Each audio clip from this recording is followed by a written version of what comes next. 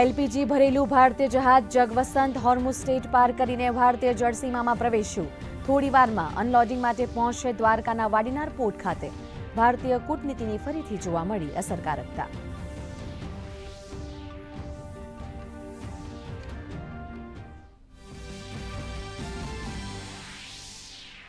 Petrol ડીઝલના મોરચે નાગરિકો માટે રાહતના સમાચાર.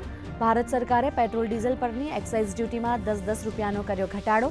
પેટ્રોલિયમ મંત્રી હરદીપસિંહ પુરીએ કહ્યું, લોકડાઉનની અફવાઓ સંપૂર્ણપણે પાયાવિહોણી.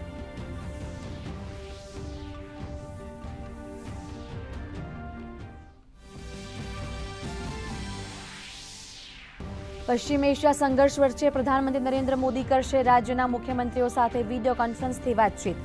બેઠકમાં ટીમ ઇન્ડિયા બનીને રાજ્ય વચ્ચેના સમન્વય, આગામી રણનીતિ અને સંભવિત અસરો અંગે કરશે સમીક્ષા. આચારસંહિતાને કારણે ચૂંટણીવાળા રાજ્યોના સીએમ બાકાત.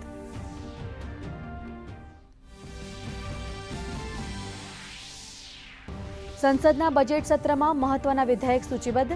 રાજ્યસભામાં ગુજરાત ભાજપ સાંસદ નરહરી અમીને પશ્ચિમ અમદાવાદના મુસાફરો માટે આંબલી રોડ રેલવે સ્ટેશન ખાતે મુંબઈ કચ્છ સૌરાષ્ટ્ર જતી ટ્રેનને સ્ટોપેજ આપવા કરી અપીલ. તો લોકસભામાં ઇન્સોલ્વન્સી અને બેંક કરપ્સી કોડ એમેન્ડમેન્ટ બિલ 2025 પર થશે ચર્ચા. ડોનાલ્ડ ટ્રમ્પનું નિવેદન, ઈરાનના ઉર્જા મથકો પર આગામી 10 દિવસ સુધી નહીં થાય હુમલા. તો ઈરાને કહ્યું, સંઘર્ષ સમાપ્ત કરવાના અમેરિકાના પ્રસ્તાવ અયોગ્ય. તો બીજી તરફ ઇઝરાયેલે હિઝબુલ્લા સામે લડવા માટે દક્ષિણ લેબનોનમાં સૈનિકો કર્યા તૈનાત.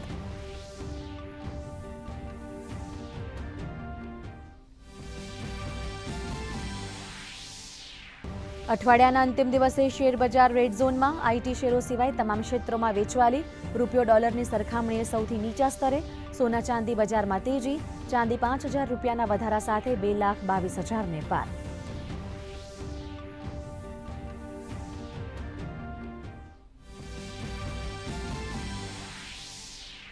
મુખ્યમંત્રી ભૂપેન્દ્ર પટેલે વિવિધ શિક્ષણ યોજનાઓ અંતર્ગત વિદ્યાર્થીઓને કર્યું શિષ્યવૃત્તિનું વિતરણ.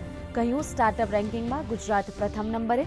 13.96 લાખ વિદ્યાર્થીઓને રૂપિયા 354 કરોડની શિષ્યવૃત્તિ અપાઈ.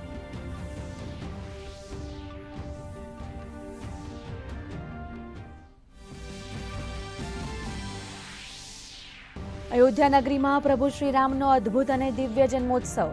પીળા પિતાંબરમાં શોભતા મનમોહક રામલલ્લાના ભાલે થયું સૂર્ય તિલક. પંચામૃત સ્નાન, શંખનાદ, ઘંટારવ અને આરતી સાથે જન્મોત્સવના વધામણા. દિવ્ય ક્ષણોના દર્શન કરી શ્રદ્ધાળુઓએ અનુભવી ધન્યતા.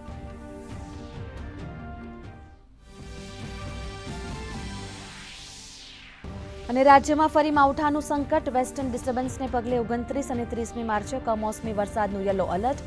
બનાસકાંઠા, સાબરકાંઠા, અરવલ્લી અને મહીસાગરમાં માવઠાની વકી. તાપમાનમાં ઘટાડાનું અનુમાન.